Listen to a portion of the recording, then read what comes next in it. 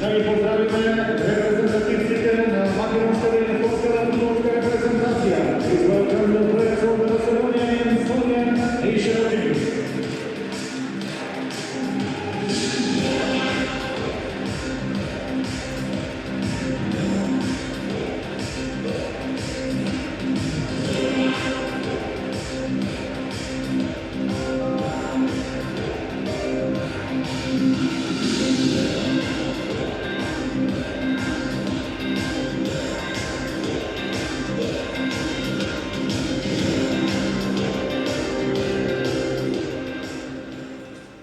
A zegarami prostelimy hymnite i na dwie reprezentacji. Please rise for the national anthems of both teams.